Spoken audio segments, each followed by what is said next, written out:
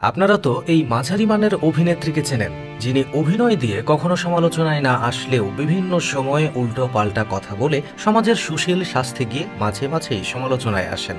এই তো সম্প্রতি এক ট্রাকে বহন করা গরুর ছবি দিয়ে তিনি পোস্ট করেছেন, আমার কান্নার শব্দ কি শোনা যায় তোমার শহরে। বিশ্বাস করেন ভাই, তার এই কান্নার শব্দ না পাইলে মনেই করতে পারতাম না সামনে যে আমাদের আরেকটা ঈদ চলে আসছে। আমাদের এই ঈদটা আসলেই কিছু মানুষের কান্নাকাটি শুরু হয়ে যায়, অথচ তারা সারা বছর রেস্টুরেন্টে গিয়ে বিরিয়ানি, তেহারি, গরুর নলি চুষতে চুষতে দম পায় না। আর ঈদ আসলেই তাদের মধ্যে সুশীল প্রাণী প্রেম জেগে ওঠে। তাই এদেরকে কিছু মানুষ নাম দিয়েছে সিজনাল প্রাণীপ্রেমী। আগে ফুটবলের সিজনাল ফ্যান দেখতাম, আর এখন সিজনাল প্রাণীপ্রেমী দেখবেন।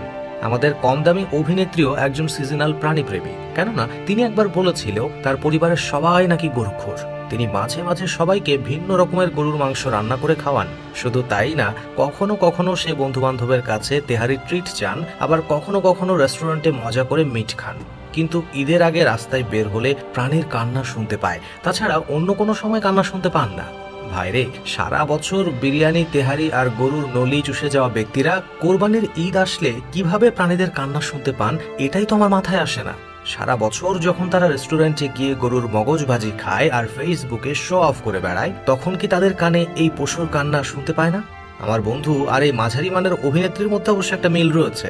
আমার বন্ধু মানুষকে উপদেশ দেয়, দুষ্টু পানি খাওয়া ভালো না, এসব কখনো খাবি না, কিন্তু সে যদি পায় তাহলে আবার না খেয়ে ছাড়ে না। আমি তো শুধু মাঝে মাঝে ভাবি, মানুষের মধ্যে এত হিপোক্রেসি আসলে কোথা থেকে আসে। এদের তো প্রায় অনেক দিন বাকি আছে, কিন্তু মাঝারি মানের এই অভিনেত্রী একটা পোস্ট দিয়ে এবার হাইপ তুলে দিয়েছে। মনে হচ্ছে গরু কেনার ধুম লেগে যাচ্ছে এখনই। তবে ঈদ আসার পর গরুর হাট দেখে একজন কন্টেন্ট ক্রিয়েটরের কথা মাথায় চলে আসে। যদিও গরুর হাটে কন্টেন্ট বানাতে গিয়ে ক্যালানি খেয়ে বলেছিল, আমি কি করছি, ভাগ্যিস গরু কিনতে হাটে মেয়েরা যায় না, যদি যায় তো তাহলে কেমন হতো। সেটা নিয়েই একটু আলোচনা করা যাক। তারা যদি গরু কেনার জন্য গরুর হাটে যেত, তাহলে 1 লাখ টাকার গরু 10,000 থেকে দাম বলা শুরু করত। আবার কোনো গরুর মালিককে সেম ডিজাইনের ভেতরে আরেকটু গর্জিয়াস গরু দেখাতে বলে পাগল করে দিত।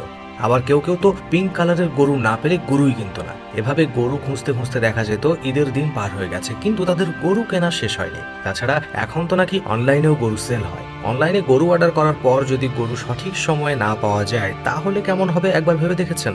তবে এখন তো গরুর হাটে গেলে পরিমণি থেকে শুরু করে জায়েদ খানকেও কিনতে পাওয়া যায়। আরে ভাই থামেন, আপনি যেই পরিমণি ভাবছেন সেই পরিমণি না। আমিও হাটে উঠেছে পরিমণি এমন নিউজ দেখে পরিমণিকে কেনার জন্য বের হয়ে গেছিলাম, কিন্তু পরে দেখি সেই পরিমণি না, মানুষ গরুর নামই রেখেছিল পরিমণি। তো যাই হোক, শেষমেশ আমি একটা কাজের কথা বলি। বাংলাদেশের কত অভিনেতা অভিনেত্রীদের নামে গরুর নাম রাখেন, কিন্তু আমাদের এই মাঝারি মানের অভিনেত্রীর নামে কি একটা গরুর নাম রাখতে পারেন না? না মানে তার নামে গরু পাইলে আমি এবার কিনে ফেলতাম আর কি।